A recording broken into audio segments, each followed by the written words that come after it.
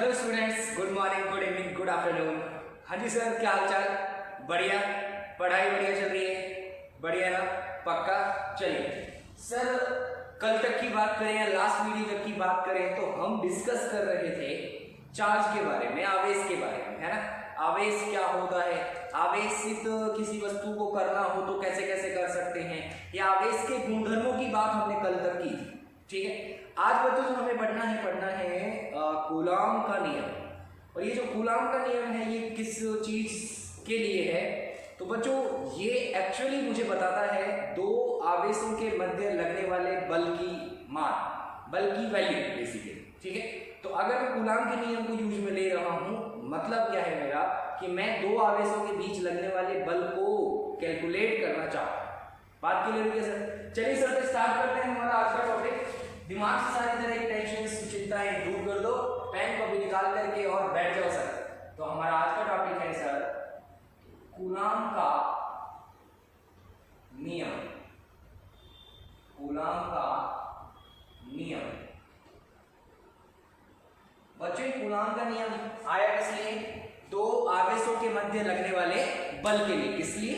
दो आवेशों के मध्य लगने वाले बल के लिए। ठीक है, चलिए तो पहली बात तो सर ये कूलॉम का नियम है किस लिए, मुझे बताएगा क्या? तो सिंपल सी बात, ये नियम मुझे दो आवेशों के मध्य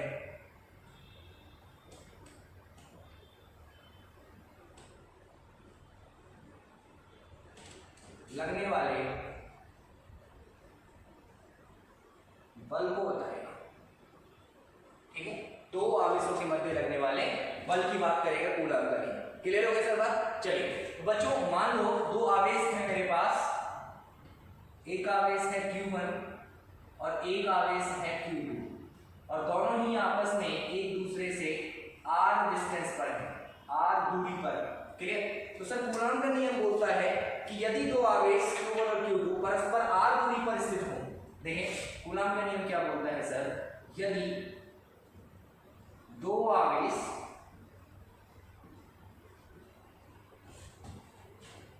परस्पर एक दूसरे से, दो आवेश कौन कौन से सर? Q1 एवं Q2 परस्पर एक दूसरे से r दूरी पर उपस्थित हों, r दूरी पर उपस्थित हों, तो उनके मध्य लगने वाला बल, तो उनके मध्य लगने वाला बल हमेशा, देखिए सर क्या बोला कूलॉम में, हमेशा फर्स्ट पॉइंट बोला दोनों आवेशों के गुणनफल के समानुपाती, दोनों आवेशों के गुणनफल के समानुपाती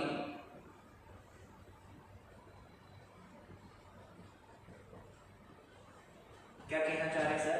अगर मैं फोर्स को F लिखता हूं तो F समानुपाती होगा सर Q1 इंटू Q2 के, दोनों आवेशों के गुणनफल के समानुपाती होगा। सेकंड पॉइंट बोला सर एवं उनके मध्य दूरी के, उनके मध्य जो दूरी है उस दूरी के वर्ग के व्युत्क्रमानुपाती, व्युत्क्रमानुपाती होता है। सर दूरी की बात करें तो r के स्क्वायर के व्युत्क्रमानुपाती, मतलब प्रोपोर्शनल होगा 1/r²। की बात समझ में आई क्या? है ना। बच्चों ये दोनों टर्म्स, दोनों लाइंस इसलिए बोली कूलॉम ने, यहाँ पर कूलॉम का नियम खत्म होता है। कूलॉम के नियम की कुछ हमसे पूछा जाए, कूलॉम का नियम की स्टेटमेंट लिखो, परिभाषा लिखो, क्या बोला था उसने वो बात बताओ। तो हम क्या बोलेंगे बच्चों, यदि दो आवेश Q1 और Q2 जिनके मध्य परस्पर दूरी r है, तो उनके मध्य लगने वाला जो बल होगा वो हमेशा ही उन दोनों आवेशों के गुणनफल Q1 Q2 के तो समानुपाती होगा, एवं उन दोनों के मध्य की दूरी r के वर्ग के व्युत्क्रमानुपाती होगा, मतलब F will be inversely proportional to r²। बात समझ में आ रही है सर? पक्की बात है क्या? अच्छा बच्चों अगर मैं इसको 1 और 2 नाम दे दूं और इक्वेशन 1 और 2 को एक साथ लिखूं, है ना, तो मैं क्या लिख सकता हूं सर, समीकरण 1 व 2 से मैं इन दोनों को कंबाइन कर दूं तो देखिए सर, क्या मैं लिख सकता हूं कि f समानुपाती होता है सर q1 और q2 के और व्युत्क्रमानुपाती होता है r स्क्वायर के। दोनों को एक साथ ऐसे लिख सकता हूं, बिल्कुल लिख सकता हूं, है ना बच्चों। जब यहां से इसको ऐसे लिखूंगा और प्रोपोर्शनलिटी का साइन हटता है, जब ये समानुपाती का चिन्ह हटता है तो एक आता है समानुपाती स्थिरांक जिसको हम बोलते हैं k। तो फॉर्मूला बनता है मेरे पास f k q1 q2 upon में r स्क्वायर। फॉर्मूला क्या बना sir, f k q1 q2 upon में r स्क्वायर। बात समझ में आई क्या? पक्की बात है। यहाँ पर k क्या है सर, k को बोलते हैं कूलाम स्थिरांक। k एक समानुपाती स्थिरांक है, जैसे क्या बोलते हैं, कूलाम नियतांक, ठीक है। तो k एक समानुपाती स्थिरांक है जिसे हम कूलाम नियतांक बोलते हैं।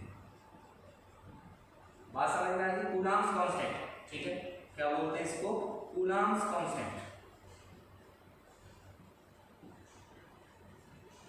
ठीक है। तो k को हम कूलाम्स नियतांक बोलते हैं, ठीक है। लेकिन बच्चों इस k की भी कुछ वैल्यूज होती हैं, इस k की भी कुछ वैल्यूज होती हैं, वो क्या है सर, k इक्वल्स टू होता है एवं k इक्वल्स टू होता है 1 अपॉन में 4 pi epsilon. k equals to क्या होता है सर, 1 अपॉन में 4 पाई एप्सिलॉन। अब यहाँ पर एक और नया स्थिरांक आ गया, एप्सिलॉन। बच्चों ध्यान दें, ये जो चीज लिखी हुई है इसको बोलते हैं एप्सिलॉन।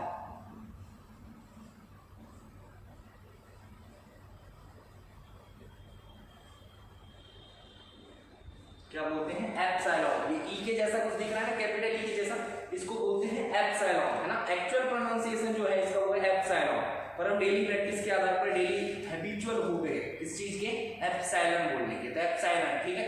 तो आदत पड़ गई एप्सिलॉन की, एप्सिलॉन बोलेंगे, लेकिन epsilon is the correct pronunciation of this word, ठीक है।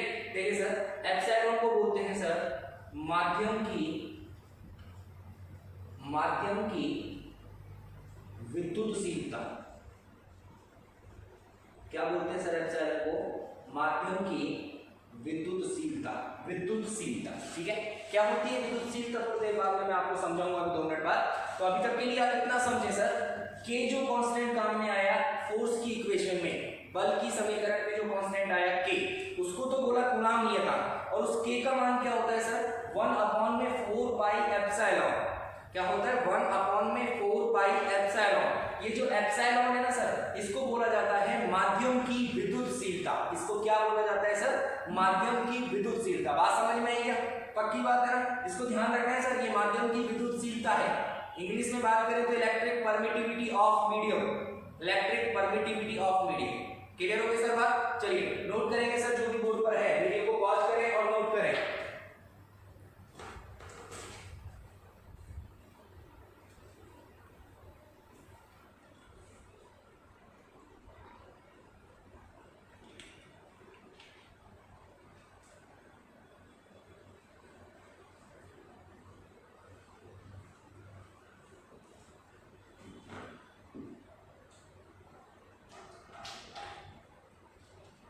हाँ जी सर, डन हो गया। चलिए, तो बच्चों कूलाम का नियम मैंने समझा, कूलाम के नियम से एक एक्सप्रेशन मुझे मिली, F equals to k q1 q2 upon में r स्क्वायर।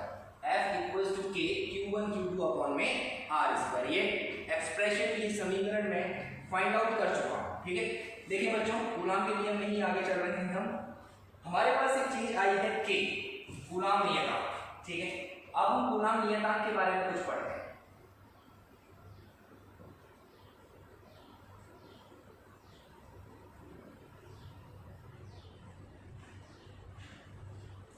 कूलाम नियतांक सर, k के बारे में हमने पढ़ा, k इक्वल्स टू 1 अपॉन में 4 पाई एप्सिलॉन होता है, और एप्सिलॉन होता है माध्यम की विद्युतशीलता, माध्यम की विद्युतशीलता। इसका मतलब कहीं ना कहीं एप्सिलॉन माध्यम पे निर्भर करता है, और अगर एप्सिलॉन माध्यम पे निर्भर करेगा तो सर k भी तो माध्यम पे निर्भर करेगा, है ना। तो कूलाम नियतांक जो है कैपिटल K, ये एक्चुअली में ना तो चार्ज पर डिपेंड करता है q1 q2 पर, ना उनके मध्य लगने वाले बल पर निर्भर करता है, ये निर्भर करता है किस पर सर, माध्यम की प्रकृति पर। ये किस पर निर्भर करता है? माध्यम की प्रकृति पर, है ना। इंपॉर्टेंट चीज है, बहुत अच्छे से ध्यान रखनी है। अगर माध्यम बदलेगा तो ही के की वैल्यू बदलेगी, ठीक है। ये निर्भर किस पे करता है सर? कि माध्यम की प्रकृति पर निर्भर करता है।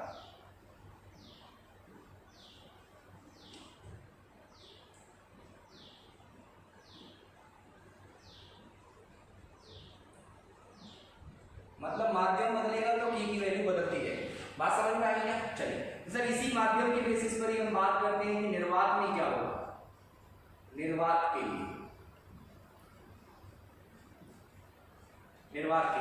सर, निर्वात के लिए बात करेंगे तो सर के की वैल्यू सबसे पहले बात करें एप्सिलॉन, तो एप्सिलॉन नॉट। नॉट लगाने का मतलब क्या होगा? निर्वात का मतलब क्या होता है यार? निर्वात, जहां पर हवा भी ना, वायु भी ना, उसको निर्वात बोलते हैं, है ना। मतलब कोई ऐसी जगह जहां पर बाकी मीडियम्स की तो बात छोड़ो, पानी है, जल है, कांच है, उनकी तो छोड़ो, लेकिन वहां पर वायु भी नहीं है, स्पेस की बात कर रहा हूं, अंतरिक्ष की बात कर रहा हूं, जहां पर कुछ नहीं है। बात समझ में आ गया? उस जगह को हम बोलते हैं निर्वात। बात क्लियर हो गया? तो निर्वात मतलब जीरो, जहां पर कुछ है ही नहीं, सब कुछ जीरो है। क्लियर हो गया बात? इसलिए बच्चों निर्वात से रिलेटेड जहां पे चीजें आती हैं, मैं वहां पर नीचे सफिक्स में एक जीरो लगा देता हूं, छोटा सा जीरो का मतलब समझ में आया ना? निर्वात से रिलेटेड बात होगी। क्लियर हो गई ना बात? और इसको हम पढ़ते टाइम क्या बोलते हैं? नॉट। क्या बोलते हैं? नॉट। क्या बोलते हैं? नॉट। बात समझ में आई? तो हम बोल रहे हैं sir epsilon not. Epsilon not का मतलब विद्युतशीलता की बात हो रही है, और नॉट लगती पता चली किसकी? निर्वात की, ठीक है। तो एप्सिलॉन नॉट का वैल्यू होता है sir 8.85 into 10 raised to the power minus 12। कितना होता है sir? 8.85 into 10 raised to the power 12। बात समझ में आई ना बच्चों? यूनिट की बात करें, यूनिट होती है सर कूलॉम स्क्वायर पर न्यूटन मीटर स्क्वायर। क्या होती है यूनिट? कूलॉम स्क्वायर पर न्यूटन मीटर स्क्वायर। कहां से निकाली सर? सर फोर्स का एक्सप्रेशन जो अभी कूलॉम के नियम से मैंने सीखा है, क्या है सर? F इक्वल्स टू होता है K Q1 Q2 अपॉन में R स्क्वायर। सर K की वैल्यू 1 अपॉन में 4 पाई एप्सिलॉन को इधर ले आऊं, F को उधर ले जाओ, तो 1 अपॉन में 4 पाई Q1 Q2 अपॉन में F इंटू R स्क्वायर। ये बनेगा क्या? बोलो सर Q1 और Q2 ये दोनों तो कूलॉम में है, तो कूलॉम स्क्वायर हो गया। अपॉन में ये कांस्टेंट है, इसकी कोई यूनिट होती नहीं। ये है बल, और बल की यूनिट होती है न्यूटन। ये है दूरी, दूरी का स्क्वायर मतलब मीटर का स्क्वायर। तो यूनिट क्या बन गई सर? कूलॉम स्क्वायर पर न्यूटन मीटर स्क्वायर। बात समझ में आ गई क्या?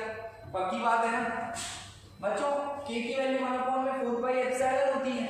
जब मैं निर्वात के लिए बात करूंगा तो K की वैल्यू 1 अपॉन में 4 पाई एप्सिलॉन नॉट हो जाएगी। एप्सिलॉन नॉट की वैल्यू मेरे पास आ गई, तो ये वैल्यू मैं 1 अपॉन 4 पाई एप्सिलॉन नॉट में रख करके क्या K की वैल्यू निकाल सकता हूं सर? बोलो बिल्कुल निकाल सकता हूं। तो सर मैं डायरेक्ट निकाल रहा हूं, K नॉट की वैल्यू होती है 9 into 10 raised to the power 9 newton metre square पर कूलॉम स्क्वायर। सर यूनिट आपस में इंटरचेंज हो गई। बेसिकली बात करूं तो K is proportional to 1 upon में एप्सिलॉन, है ना। K जो होता है वो एप्सिलॉन के इनवर्सली प्रोपोर्शनल होता है। एप्सिलॉन की जो यूनिट होगी वो उल्टी हो जाएगी K के केस में। बात क्लियर हो रही है ना? कैसे सर? एप्सिलॉन की जो यूनिट थी कूलॉम स्क्वायर पर न्यूटन मीटर स्क्वायर, इसको उल्टा कर दो तो किसकी यूनिट बन जाएगी? K की यूनिट बन जाएगी। क्लियर हो गई सर बात? पक्की बात है? चले आगे, बोलो पक्का? चले बच्चों, किसी माध्यम की बात हो, ये तो भी निर्वात में, अगर किसी माध्यम की बात कर रहा हूं, किसी माध्यम के लिए,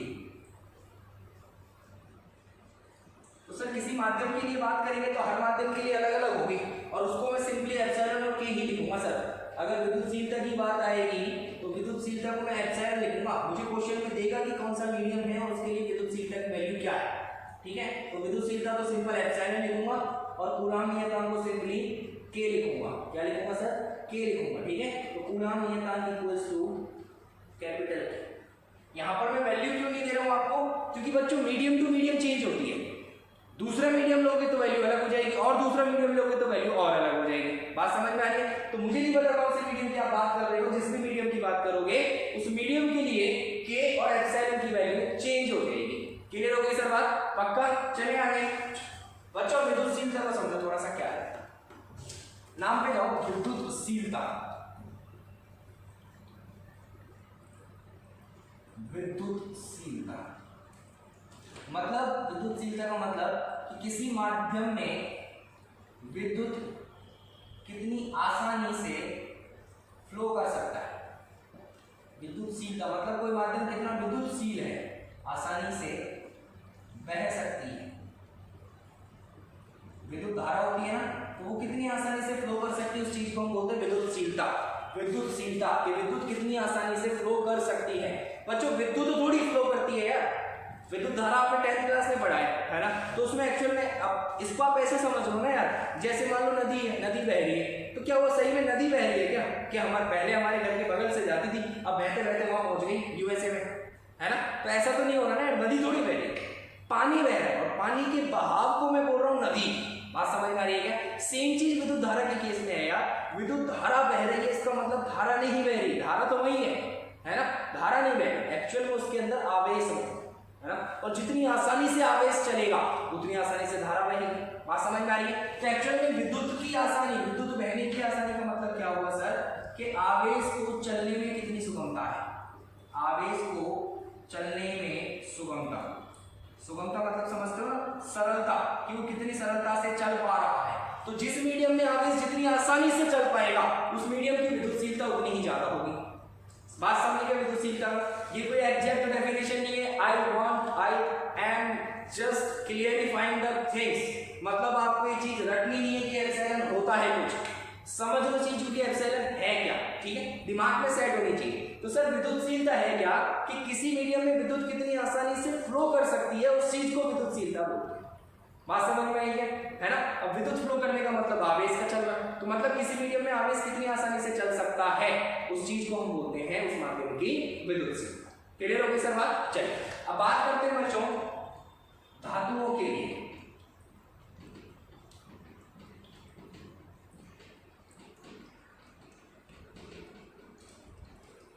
बच्चों धातु मेटल्स की बात हो रही है, तो धातु तो सुचालक होती है।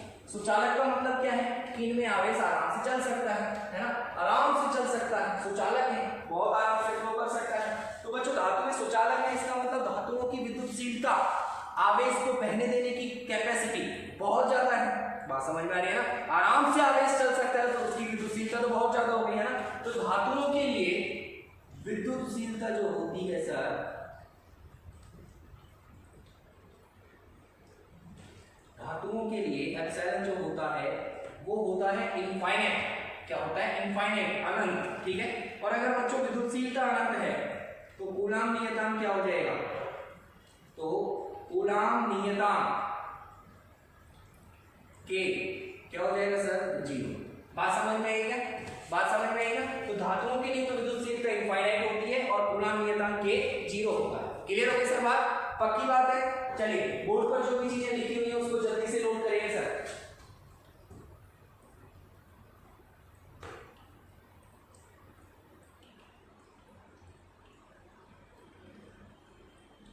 चलिए सर हो गया बच्चों। ये जो दो वैल्यू है ना, इनको दिमाग में सेट कर देना, इनको दिमाग में रट लेना। के की वैल्यू निर्वात के लिए 9 × 10 की घात 9, एप्सिलॉन की वैल्यू निर्वात के लिए 8.85 × 10 की घात -12। बात समझ में आ रही है क्या? तो इन दोनों चीजों को, दोनों वैल्यूज को ढंग से रख लेना, एकदम बहुत अच्छे से याद होनी चाहिए। पक्का? चले आगे। चलिए सर मिटा रहा है।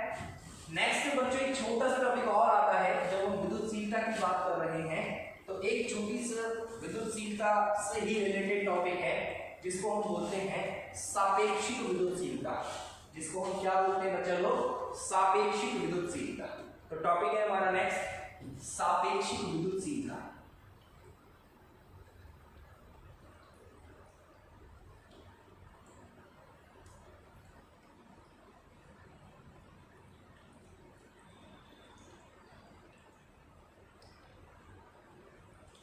इसको हम डिनोट करते हैं बच्चों लोग एप्सिलॉन आर से। आर से क्यों? क्योंकि इसको इंग्लिश में बोला जाता है रिलेटिव परमिटिविटी। क्या बोला जाता है सर? Relative permittivity.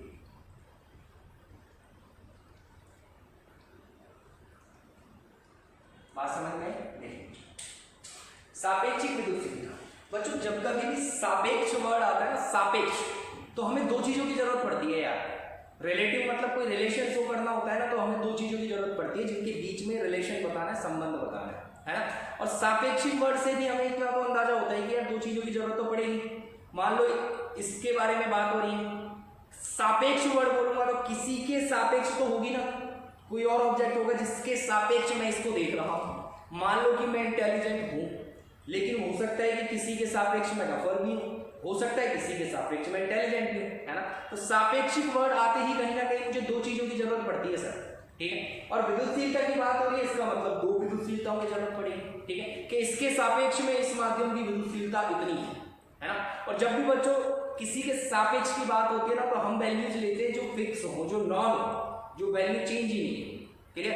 तो जब चेंज ना होने वाली वैल्यूज लेनी है, फिक्स वाली वैल्यूज लेनी है, तो मैंने अभी अभी पढ़ा है फिक्स किसके लिए, निर्वात के लिए पढ़ा है ना। तो अच्छा, अगर बच्चों मैं बोलूं कि इस माध्यम की विद्युतशीलता निर्वात की विद्युतशीलता से 2 गुनी है, इसका मतलब उस माध्यम की सापेक्षिक विद्युतशीलता 2 है। सापेक्षिक विद्युतशीलता 2 होने का मतलब क्या है कि जितनी निर्वात की होती है ना, उसको 2 से मल्टीप्लाई कर दो तो आपको उस मीडियम की विद्युतशीलता मिल जाएगी। बात समझ में आ रही है, पक्की बात है ना, पक्का। चले आगे देखिए बच्चों, क्या होता है सापेक्षिक विद्युतशीलता का मतलब क्या होता है सर। देखें, किसी माध्यम की विद्युतशीलता, किसी माध्यम की विद्युतशीलता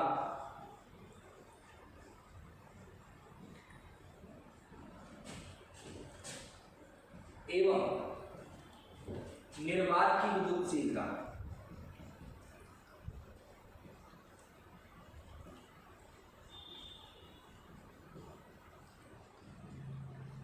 माध्यम की विद्युतशीलता क्या, कोई भी हो सकता है एप्सिलॉन, निर्वात की विद्युतशीलता क्या, एप्सिलॉन नॉट का अनुपात उस माध्यम की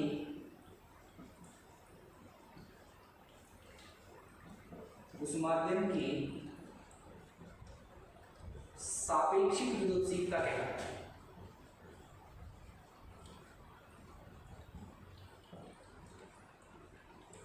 मतलब एप्सिलॉन आर कहलाता। बात समझ में आ गई क्या, कहलाता है, क्लियर। तो बच्चों एप्सिलॉन आर इक्वल टू क्या बोल सकता हूं, माध्यम की विद्युतशीलता अपॉन में निर्वात की विद्युतशीलता। बात समझ में आई क्या। तो यहां से अगर मुझे माध्यम की विद्युतशीलता निकालनी हो तो मैं epsilon naught into epsilon R भी कर सकता हूं। बोलिए सर, बात क्लियर हुई क्या, पक्की बात है। एक और इंपॉर्टेंट चीज जो आप लोगों को इस पूरे टॉपिक में ध्यान रखनी है बच्चों, एप्सिलॉन आर को परावैद्युतांक भी बोला जाता है। एप्सिलॉन आर को क्या बोलते हैं, परावैद्युतांक भी कहा जाता है, ठीक है। तो एक परिभाषा तो बच्चों ये हो गई कि माध्यम की विद्युतशीलता और निर्वात की विद्युतशीलता का जो अनुपात होता है उसे हम क्या बोलते हैं, सापेक्षिक विद्युतशीलता। बात समझ में आई ना, है ना। अच्छा, और इसको ध्यान रखना है कि एप्सिलॉन आर को परावैद्युतांक भी कहते हैं, और कई बुक्स में परावैद्युतांक को कैपिटल के से भी लिखा जाता है, और हम कैपिटल के से क्या लिख रहे हैं सर, कूलाम नियतांक, है ना। तो कंफ्यूज नहीं होना है, अगर वो परावैद्युतांक बोलता है, डाइलेक्ट्रिक कांस्टेंट बोलता है, परावैद्युतांक का मतलब होता है डाइलेक्ट्रिक कांस्टेंट, है ना। परावैद्युतांक पढ़ेंगे सर हम अभी आगे चल करके, है ना, कैपेसिटर संधारित्र जो चैप्टर आएगा उसमें पढ़ेंगे, ठीक है। तो सर परावैद्युतांक डाइलेक्ट्रिक कांस्टेंट अगर कहीं पर बोल रहा है कैपिटल के को, तो समझ जाना कि वो वाला के नहीं है जिसकी बात हम कर रहे हैं। बात क्लियर हो गई क्या, पक्की बात है ना, 100% श्योर, ओके। चले बच्चों, एक और डेफिनेशन होती है इसकी, देखिए जरा। मान ले मेरे पास में 2 आवेश हैं Q1 और Q2। मान ले मेरे पास 2 आवेश हैं Q1 और Q2 जो कि r दूरी पर है। माना 2 आवेश Q1 एवं Q2 जो कि r दूरी पर हैं के मध्य बल। सर माध्यम में, एक बार तो माध्यम में बल जब वो सिस्टम माध्यम में हो, और एक बार मैं बात कर रहा हूं कि जब वो सिस्टम निर्वात में हो, ठीक है। तो सर जब वो सिस्टम माध्यम में होगा तो बल क्या लिखूंगा मैं लिखूंगा sir F equals to K Q1 Q2 upon में R स्क्वायर। और वही चीज जब निर्वात में होगी तो क्या लिखूंगा सर, निर्वात वाले बल को मैं F नॉट लिख रहा हूँ, तो F naught equals to K की जगह K नॉट, और बाकी सब चीजें तो सर वही है, आवेश तो वही है, दूरी तो वही है। बात समझ में आ रही है क्या बच्चों? K की वैल्यू लिखूं और इसको एक्सप्रेशन को थोड़ा और अच्छे से लिखूं तो 1 अपॉन में 4 पाई एप्सिलॉन। एप्सिलॉन क्यों लिखा? क्योंकि माध्यम की बात हो रही है। Q1 Q2 अपॉन में R स्क्वायर। अच्छा बच्चों जब मैं यहाँ से F नॉट K नॉट की वैल्यू लिखी तो 1 अपॉन में 4 पाई एप्सिलॉन नॉट निर्वात के लिए है ना, इनटू Q1 Q2 अपॉन में R स्क्वायर। बात समझ में आई है ना बच्चों? एक बार काम करना मेरे लिए, F नॉट को F से डिवाइड करो। नाउ अगर मैं F नॉट अपॉन में F करता हूँ, F नॉट अपॉन में F, तो F नॉट तो ये है, इसको ऊपर लिखेंगे 1 अपॉन में 4 pi epsilon naught into Q1 Q2 upon में R स्क्वायर, है ना। इसको डिवाइड करना है किससे? F से, और F क्या है? 1 अपॉन में 4 pi epsilon into Q1 Q2 upon में R स्क्वायर। बोलो ये क्या है ना। अब क्या क्या चीजें कट रही है सर? एक तो ये Q1 Q2 cancel, R square cancel, और 4 पाई कैंसिल, एप्सिलॉन 1 अपॉन में एप्सिलॉन नॉट अपॉन में 1 अपॉन में एप्सिलॉन, तो एप्सिलॉन ऊपर चला जाएगा सर। यहाँ से आंसर जो आएगा वो क्या आएगा सर? एप्सिलॉन अपॉन में एप्सिलॉन नॉट, और यही तो मेरी सापेक्षिक विद्युतशीलता होती है। बोलो इसका मतलब F नॉट अपॉन में F किसके बराबर होता है? सापेक्षिक विद्युतशीलता के। इसका मतलब F नॉट अपॉन में F किसके बराबर होता है? सापेक्षिक विद्युतशीलता के। तो epsilon R equals to F naught upon में F, तो epsilon R equals to F naught upon में F। बात समझ में आई है? एप्सिलॉन R क्या आ गया? F नॉट अपॉन में F, है ना। इसका मतलब मैं सापेक्षिक विद्युतशीलता को एक तरह से और डिफाइन कर सकता हूँ, है ना।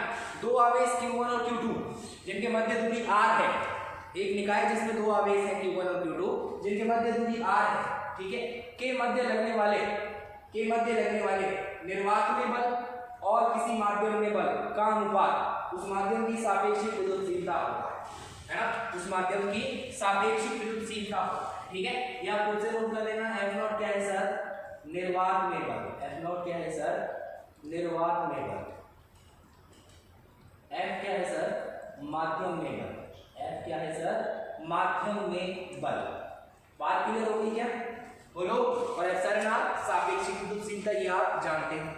क्लियर हो गई सर बात? चलिए पक्का पूरा टॉपिक क्लियर है? सापेक्षिक विद्युतशीलता क्या होती है?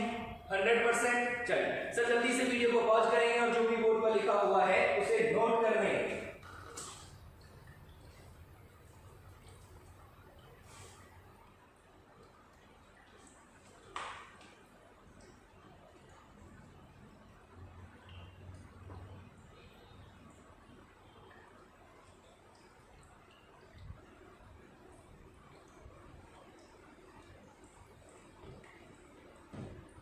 हाँ जी सर, डन बेटाएं। देखें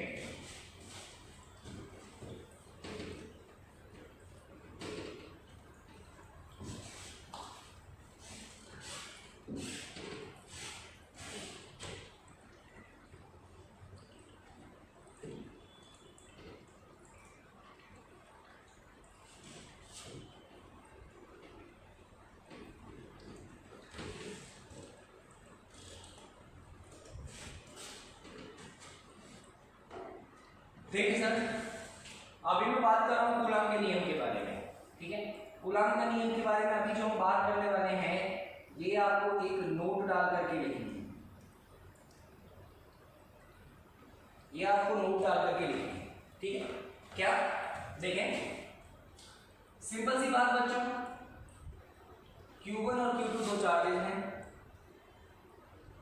ठीक है। एक बार तो मैंने दोनों को सेम ले लिया और एक बार में दोनों को अलग लिया, वापस से सेम वही Q1 और Q2, सेम वही Q1 और Q2, एक Q1 है एक Q2, ठीक है। दोनों के बीच की डिस्टेंस हमेशा यहाँ पर भी स्मॉल r है और यहाँ पर भी स्मॉल r है, यहाँ पर भी स्मॉल r है, ठीक है बच्चों। कूलॉम का नियम सबसे पहली और सबसे इंपॉर्टेंट बात, कूलॉम का नियम मुझे परिमाण के बारे में बताता है, सबसे पहले और इंपॉर्टेंट बात, कूलॉम का नियम केवल बल के परिमाण के बारे में बात करता है।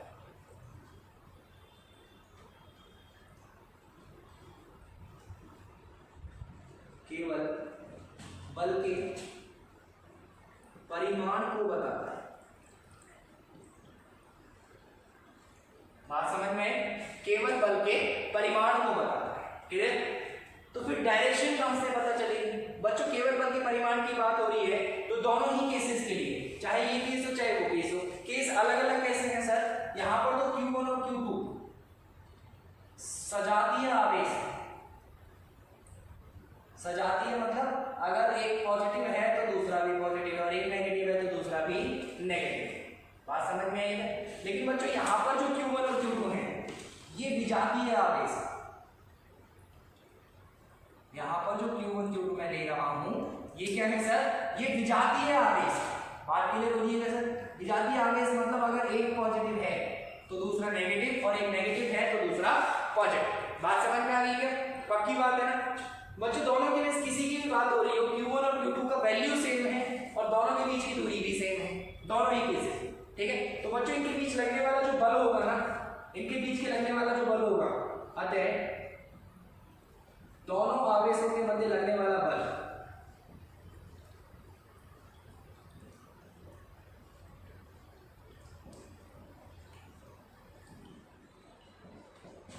लगने वाले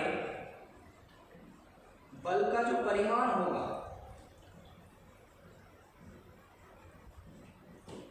वो परिमाण तो सर फिक्स है, F equals to K Q1 Q2 upon में R स्क्वायर। बल तो हमेशा ही यही लगेगा सर दोनों के बीच, है ना? चाहे सजातीय हो चाहे विजातीय हो, बल का जो मैग्नीट्यूड है वो तो इतना ही होगा, न्यूटन, ठीक है? लेकिन दिशा कौन बताएगा? ये तो केवल परिमाण बता रहा है, दिशा कौन बताएगा सर? दिशा कौन बताएगा? दिशा के लिए तो यार स्टार्टिंग पे जाओ वापस, जहां पर हम आवेशों के प्रकार पढ़ रहे थे वहां पर कुछ निष्कर्ष निकले थे। क्या निकले थे सर? सजातीय आवेशों के मध्य हमेशा प्रतिकर्षण होता है, सजातीय आवेशों के मध्य हमेशा प्रतिकर्षण होता है और विजातीय आवेशों के मध्य हमेशा आकर्षण होता है। तो सर सजातीय आवेश है तो दिशा तो आपको खुद पता है कि रिपल्सन होगा, सजातीय आवेश है तो दिशा को आपको खुद पता है कि रिपल्सन होगा। इसका मतलब ये इसको दूर भगाएगा और ये इसको दूर भगाएगा। बात समझ में आ रही है क्या? Q1 तो Q2 को दूर भगाएगा और Q2 Q1 को दूर भगाएगा। क्यों? इनमें तो क्या होना चाहिए सर? इनमें तो क्या होना चाहिए? इनमें प्रतिकर्षण होना चाहिए। क्यों? क्योंकि सर ये तो सजातीय आवेश है। बात समझ में आ रही है क्या? पक्का? बच्चों यहाँ पर देखिए ये विजातीय आवेश है, विजातीय आवेशों के मध्य हमेशा आकर्षण होता है। क्या होता है सर?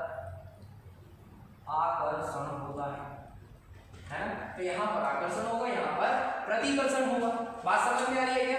पक्की बात है 100%। चलिए बच्चों दिशा की बात करेंगे तो दिशा मुझे कहां से मिलेगी? दिशा किसकी दिशा सर? बल की दिशा, है ना? और बल की दिशा कौन बताएगा सर?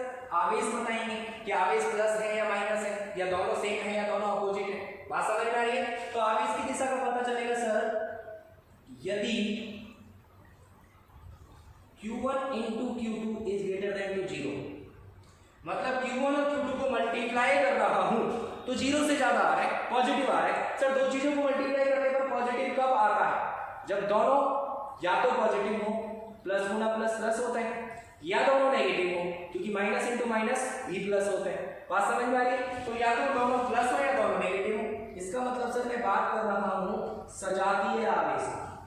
इसका मतलब सर बात किसकी हो रही है? सजातीय आवेश की। और सजातीय आवेश है तो सर बल की प्रकृति क्या होगी? प्रतिकर्षण वाली होगी, है ना? तो बल किस नेचर का लगेगा सर? प्रतिकर्षण का लगेगा। बात समझ में आ गई क्या?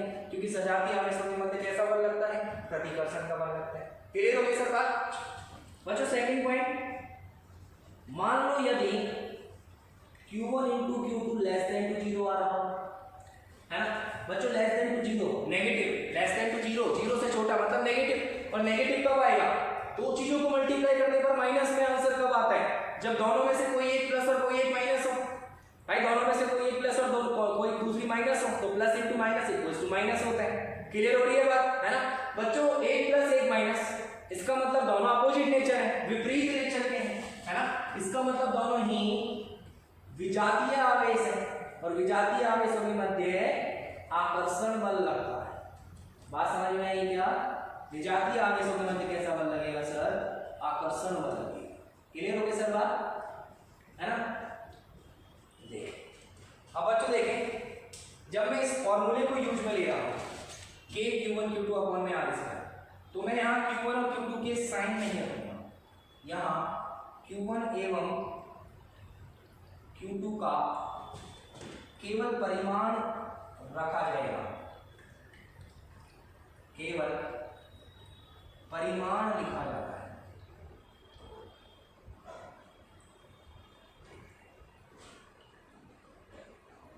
चिन्ह नहीं। बात समझ में आ गई? और जब आप दिशा की बात कर रहे हो तो यहां पर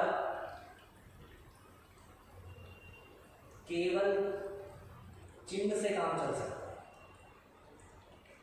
चिन्ह उपयोग में ले सकते।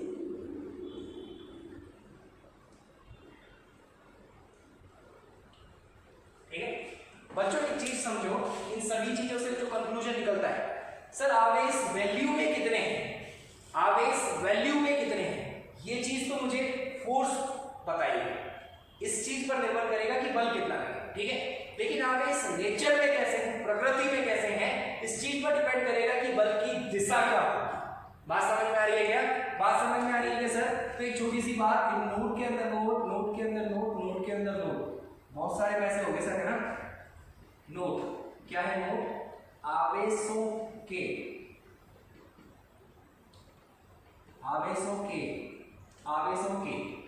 परिमाण, परिमाण को क्या बताते हैं सर? बल कितना लगेगा। ठीक है, और आवेशों की प्रकृति, प्रकृति का मतलब प्लस या माइनस, ये चीज मुझे बताती है कि बल की दिशा क्या है। बात समझ में आ गई? दोनों सेम नेचर के हैं, समान है, तो प्रतिकर्षण का बल लगेगा, ये वाला केस होगा, और दोनों अगर विपरीत आवेश है तो आकर्षण का बल लगेगा, ये वाला केस होगा। बात समझ में आ गई क्या? पक्की बात है? 100% श्योर? पक्का? चलिए सर वीडियो को पॉज करेंगे, जो भी बोर्ड पर है एकदम रंग बिरंगा बढ़िया सुंदर राइटिंग है, उसको वैसे ही नोट करना है।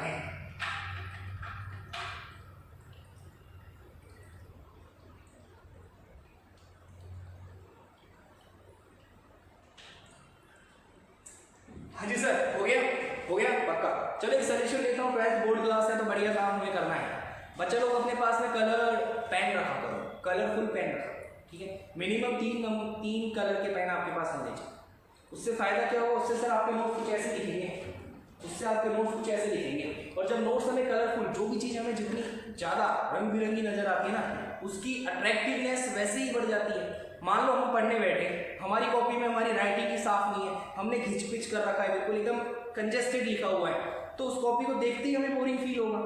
बात समझ में आ रही है? और अगर वहीं पे हमारे नोट्स एकदम नीट एंड क्लीन होंगे, रंग बिरंगे होंगे, टॉपिक्स, हेडिंग्स, सब हेडिंग्स, फॉर्मूला, ये सारी चीजें बहुत शानदार तरीके से अरेंज होंगी, तो बच्चों कॉपी को देख करके भी हमारा पढ़ने का मन करेगा। बात समझ में आएगा? नोट्स आपके हैं, देखेगा कोई नहीं, लेकिन आप पे डिपेंड करता है कि आप उनको कितने बढ़िया तरीके से, कितने अच्छे तरीके से बनाते।